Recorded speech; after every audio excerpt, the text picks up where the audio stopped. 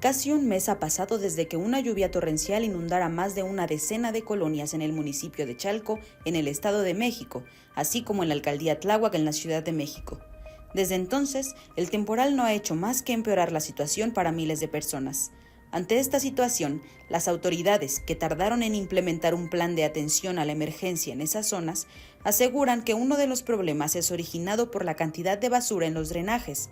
Sin embargo, expertos afirman que esta situación va más allá, desde lo estructural, pasando por la urbanización y la dinámica de los ecosistemas de ciertas zonas.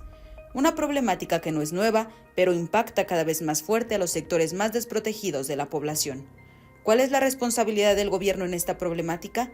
¿Qué les queda a los pobladores? Estoy más en Lo Marginal en el Centro. Buenas noches a quienes nos acompañan en una emisión más de Lo Marginal en el Centro. Bienvenidas y bienvenidos. En el programa de esta noche platicaremos sobre las inundaciones que han provocado las recientes lluvias, inundaciones que han afectado desde hace casi un mes a la población de algunas zonas del Valle de México, especialmente Chalco, Tláhuac y Valle de Chalco. Para hablar de este tema me acompaña Jonathan González San Juan, quien es activista político en la zona sur-oriente de la Ciudad de México. Él es integrante de la Junta de Coordinación de los Comités de Participación Comunitaria en Tláhuac y recientemente fue vocal en la Comisión para la Regularización de los Asentamientos Humanos Irregulares en la Alcaldía de Tláhuac. Jonathan, buenas noches. Un placer contar contigo en el programa de esta noche. Muy buenas noches, Jenny. Un placer también para mí. También nos acompaña en este panel Luis Zambrano González, quien es biólogo y doctor en ecología básica por la UNAM. Cuenta con un postdoctorado en Wageningen Agricultural University de Países Bajos. Es docente en las facultades de Ciencia y de Arquitectura de la UNAM y también es investigador de esta misma institución. Él es especialista en ecología acuática, restauración ecológica y ecología urbana. Doctor Luis, buenas noches. Muchas gracias por aceptar nuestra invitación. Hola, muy buenas noches. Muchas gracias por invitarme a platicar con ustedes y con Jonathan. Comencemos entonces la charla que nos ha reunido en esta ocasión. Después de una sequía que vivió el país en fechas recientes, este año nos hemos encontrado con lluvias constantes que, de algún modo, han sido un bálsamo para los desabastos de agua reportados en casi todo el territorio y que también han traído consigo otros problemas igualmente graves como la sequía. En este caso se trata de inundaciones en distintas zonas del Valle de México. Desde el 2 de agosto, por ejemplo, se ha reportado que en los municipios de Chalco y Valle de Chalco, en el Estado de México, y en algunas zonas de la alcaldía de Tláhuac, la población está sufriendo inundaciones que no se dan de manera significativa, sino que se agravan con cada nueva precipitación. Las declaraciones que ha ofrecido la población que sufre estos problemas indica que no se trata de un fenómeno nuevo, sino que las inundaciones han pasado a formar parte casi cotidiana de la época de lluvias. Y en ese sentido, vale la pena preguntar, doctor Luis, si las inundaciones en estas zonas del Estado de México y de la capital son inevitables y tratar de entender por qué Chalco, Valle de Chalco, Tláhuac se inunda en tiempo de lluvias. Creo que la parte más técnica de esto es porque vivimos en un lago, bueno, en un sistema de 5 lagos. Y en el sistema de 5 lagos, pues uno de los grandes lagos, uno de los 5 lagos es justamente Chalco. Está el otro que es Texcoco, está Xochimilco, etcétera, etcétera. Entonces tenemos un sistema de 5 lagos en donde decidimos como ciudad crecer, mal crecer. Chalco no es el único asentamiento en el cual hay inundaciones o el cual está sobre el lago. O sea, si uno se fija, prácticamente 2/3 de la Ciudad de México que está habitada, o sea, de la propia Ciudad de México, está bajo lagos.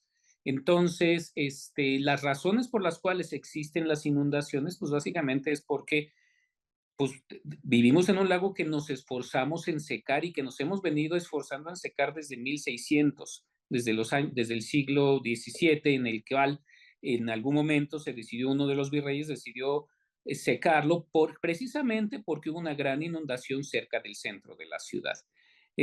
A partir de ahí, pues como decidimos que la tecnología y la infraestructura era lo nuestro y entonces sacamos y generamos primero el túnel emisor, bueno, ahora el túnel emisor oriente, pero primero el Tajo en Nochistongo, en donde vienen las grandes lluvias y dependemos de esta infraestructura para desaguar lo más rápido posible.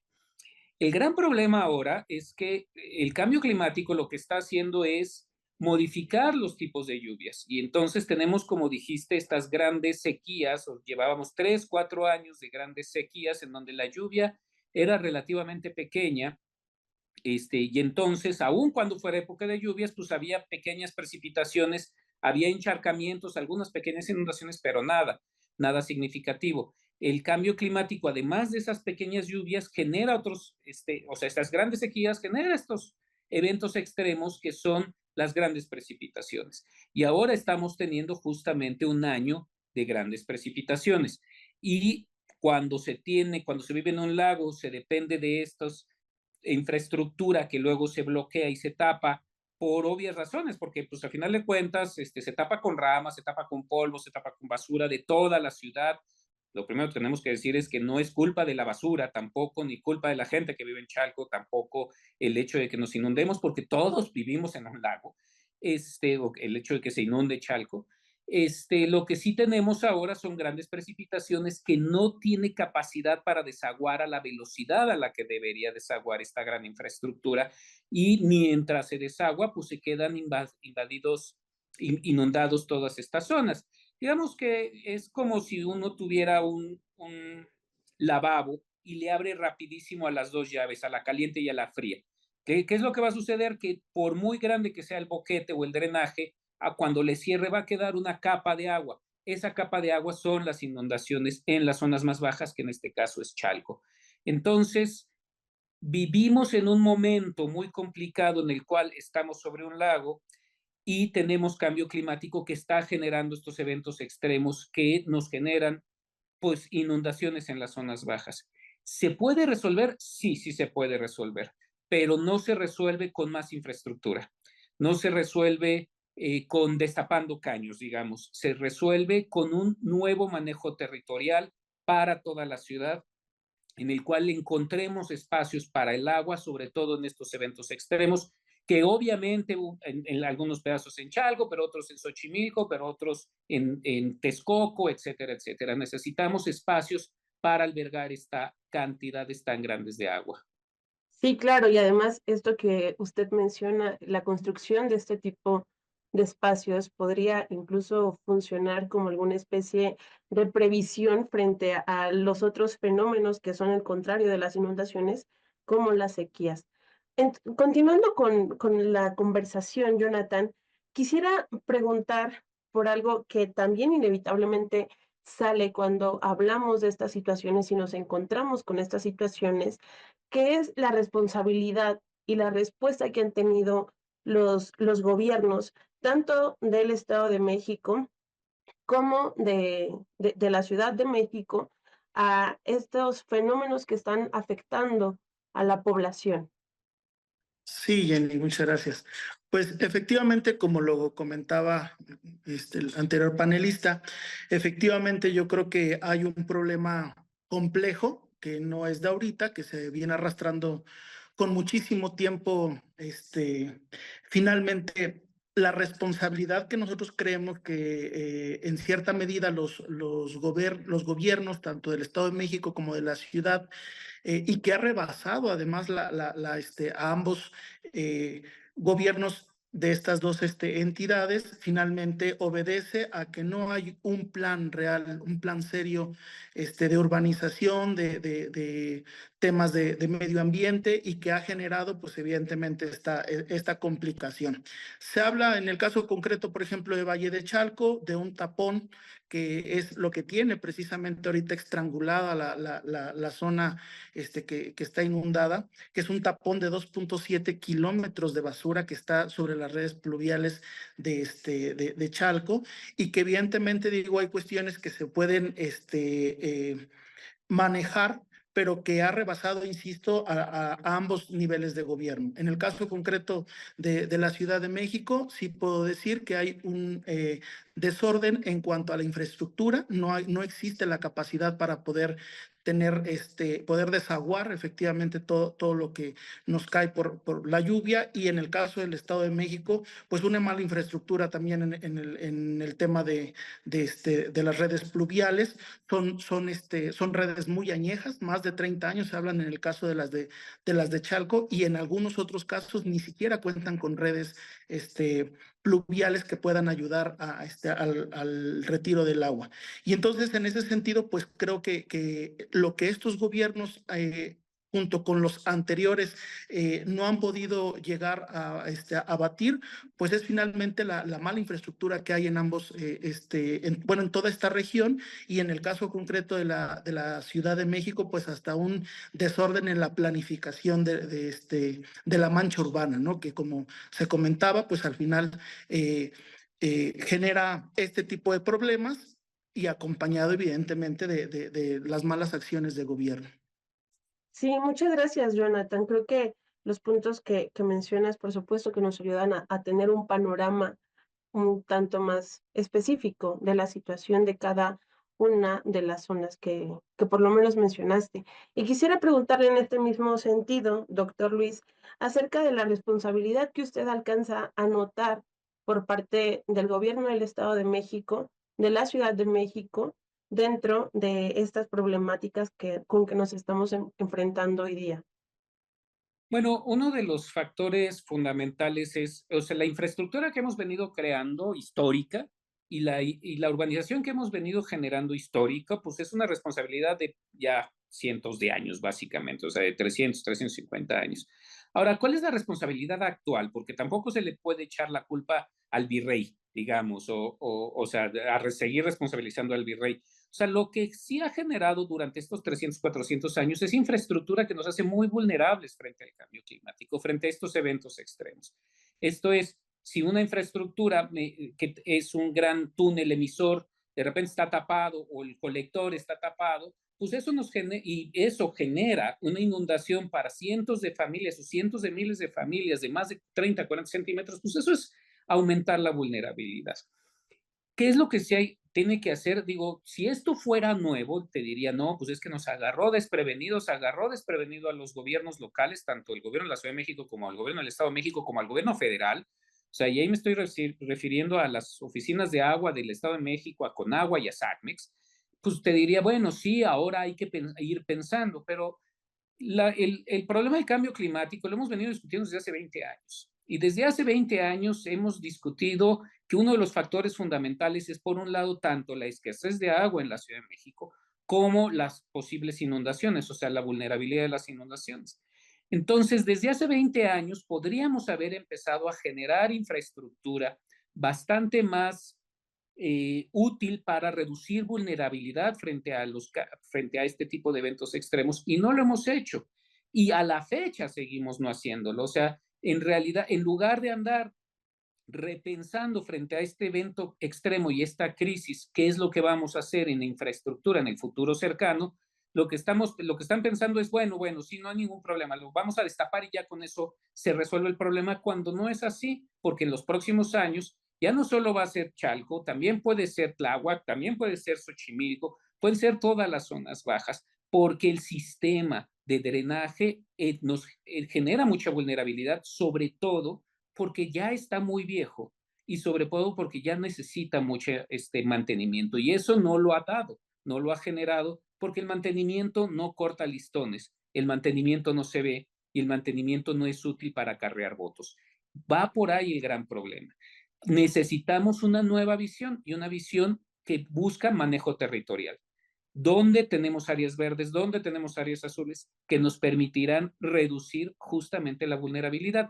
Yo me iría por ahí, o sea, eso es lo que les hemos dicho, no solo yo, sino muchos de los académicos desde hace ya 3 administraciones a los gobiernos locales y pues les importa más el listón, ¿no? Y les importa más la promoción de urbanización en zonas en las que son altamente vulnerables para las personas que van a estar viviendo en esa zona. Sí, por supuesto, esto que menciona, doctor, creo que es crucial porque no solamente es una política que se ha seguido con el caso del mantenimiento de las redes de agua, de drenaje, sino que pues es generalizada y cuando nos enfrentamos con estos problemas, pues es donde la gente pues se encuentra más realmente en una situación más vulnerable, el gobierno no sabe qué hacer y continúa con esta misma política de ir parchando, ir parchando. Se mencionaba, por ejemplo, que en el caso de Chalco, la respuesta más inmediata del gobierno municipal fue entregar lonches. Realmente puede ayudar a la gente para salir en lo inmediato, de la forma más inmediata del problema, pero por supuesto que no es una política seria para responder a esta situación. Y precisamente, Jonathan, tratando de ir en este sentido, quisiera yo preguntarte por las consecuencias directas que tienen estas inundaciones con la población y en el caso de Tláhuac, que es el que tú vives de forma más cercana.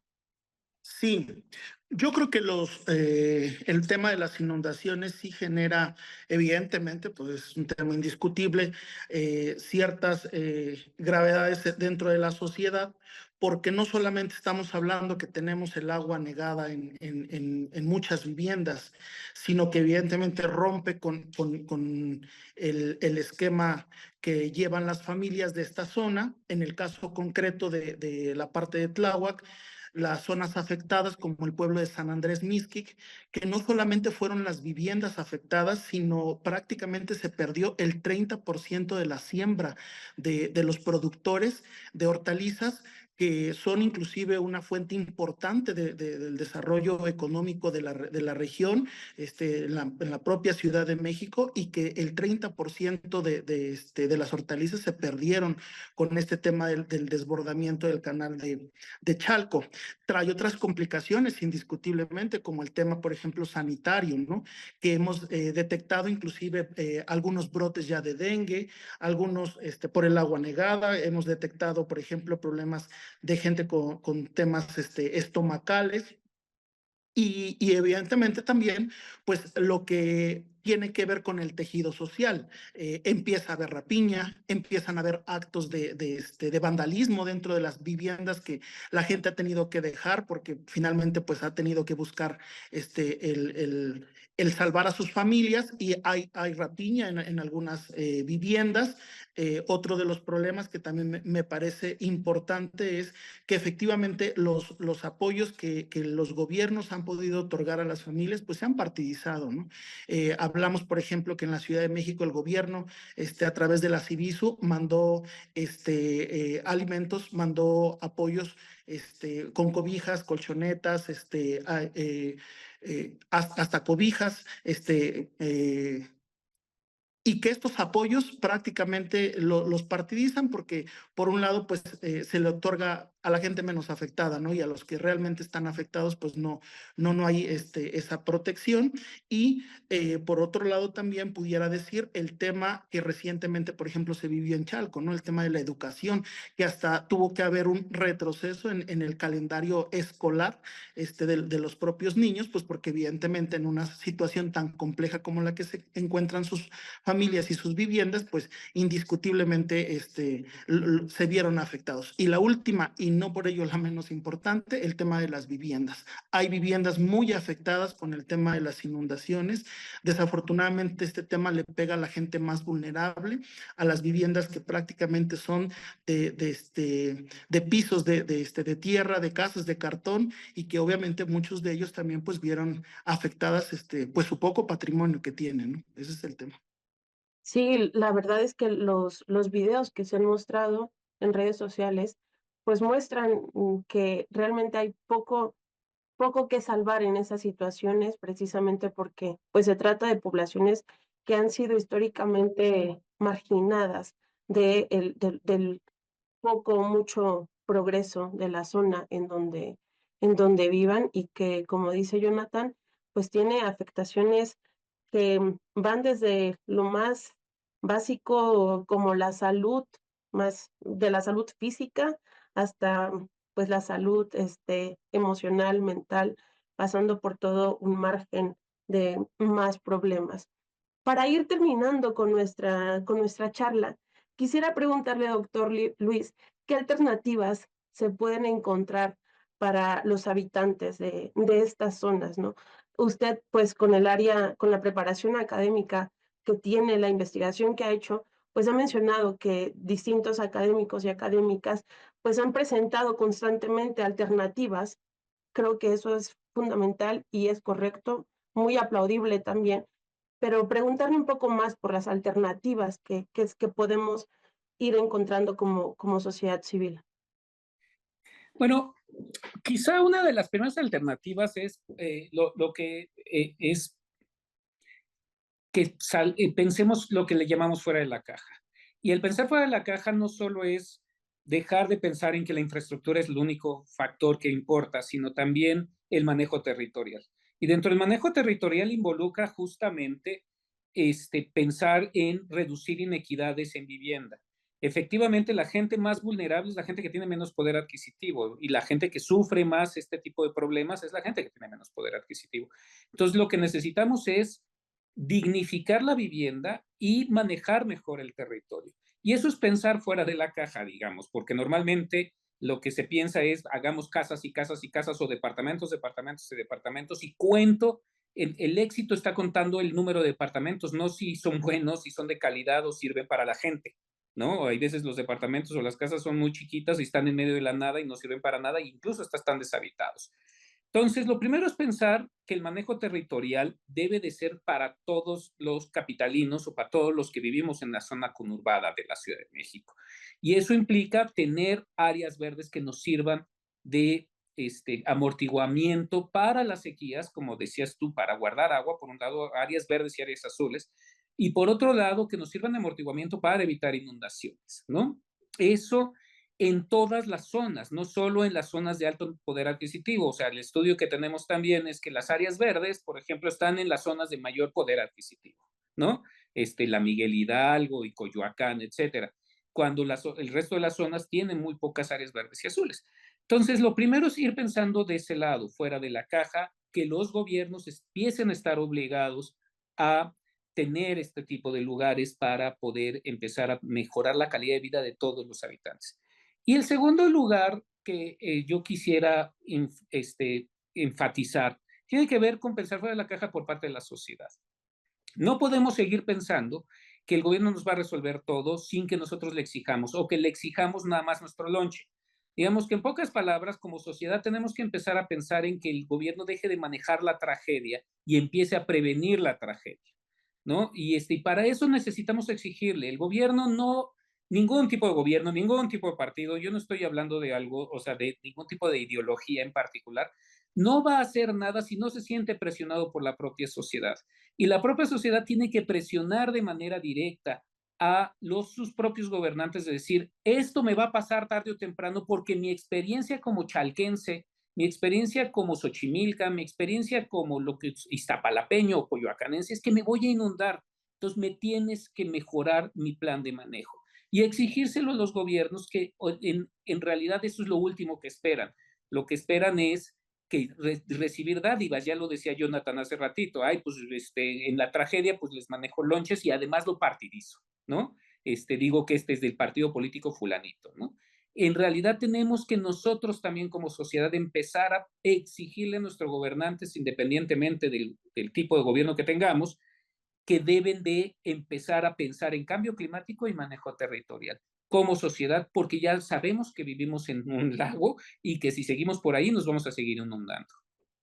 Sí, esto que menciona, doctor, me parece crucial. Creo que justamente por ahí, por ese último punto que mencionaba usted, exigir que se prevenga y no que se manejen las tragedias, pues es la alternativa realmente más profunda a estas, para solucionar estos problemas.